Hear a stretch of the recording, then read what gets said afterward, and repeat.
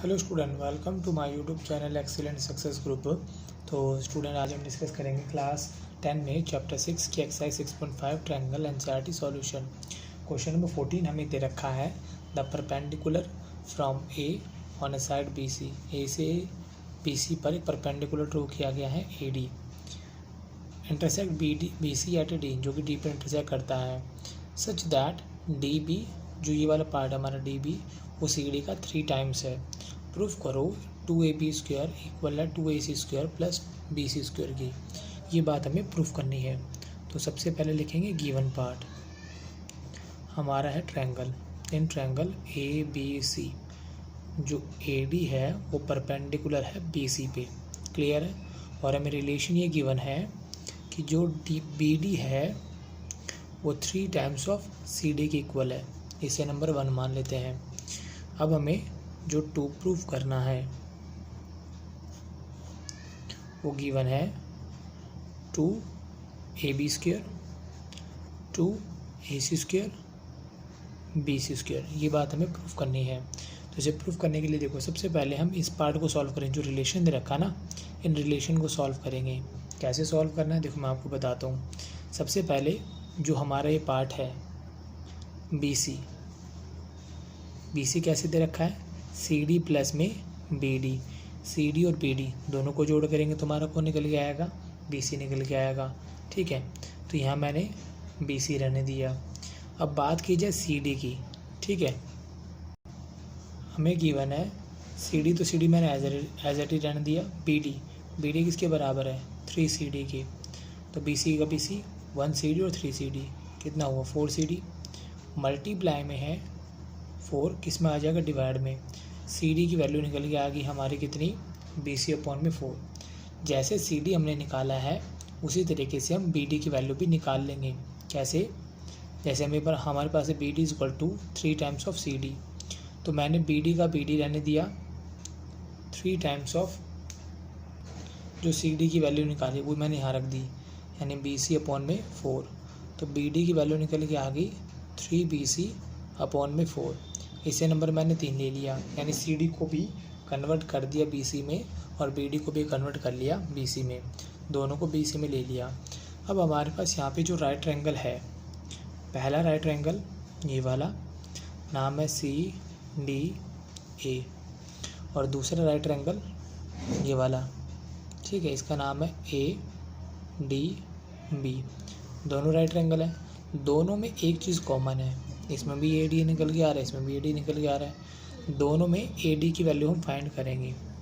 मैंने लिखा in triangle C D A, Pythagoras use करेंगे। 90 डिग्री के सामने वाली साइड हाइपोटेन्यूज का स्क्वायर इक्वल होगा बेस का स्क्वायर प्लस में परपेंडिकुलर का स्क्वायर, सी डी का स्क्वायर प्लस में ए डी का स्क्वायर।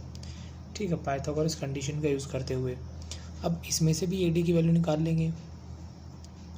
पॉजिटिव का है, दूसरी तरफ जाए किसको आ जाएगा, नेगेटिव का। ए डी की वैल्यू आ गई, नंबर इसे मैंने 4 मान लिया। इसी तरीके से in triangle A D B,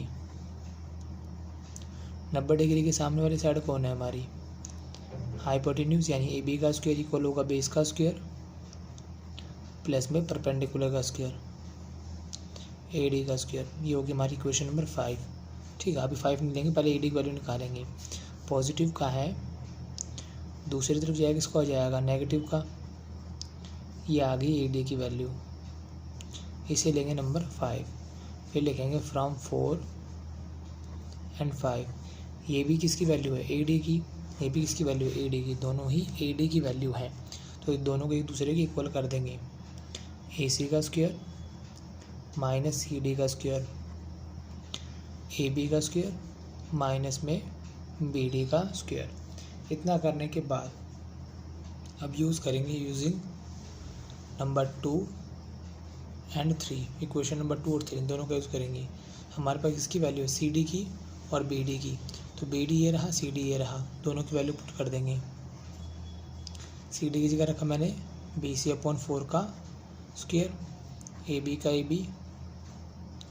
B D की जगह रखा मैंने 3 बी सी अपॉन 4 इसका स्क्वायर। ठीक है, अब ये जो सॉल्यूशन वाला पार्ट है इसको मैं अगले पेज पे नोट कर लेता हूँ। तो इसको आगे से सॉल्व करेंगे। हमने लिख लिया था AC का स्क्वायर माइनस BC/4 का स्क्वायर इक्वल टू AB का स्क्वायर माइनस 3BC/4 का स्क्वायर। जो इक्वेशन नीचे थी ये वाली इक्वेशन, ये पूरी की पूरी मैंने यहाँ पे नोट कर ली। ठीक, करने के बाद अब इसको सॉल्व करेंगे। देखो BC वाले टर्म BC वाले टर्म इन दोनों को एक तरफ कर लेंगे और AC और AB इन दोनों को एक तरफ कर लेंगे हम। ठीक, तो इसको करने के लिए ये पॉजिटिव का इसको दूसरी तरफ ले गए, ये नेगेटिव का इसको इस तरफ ले आए। BC वाले को नेगेटिव वाला इधर है, किसका हो गया प्लस का, माइनस में BC/4 का स्क्वायर, यहाँ पे AB स्क्वायर माइनस में AC का स्क्वायर।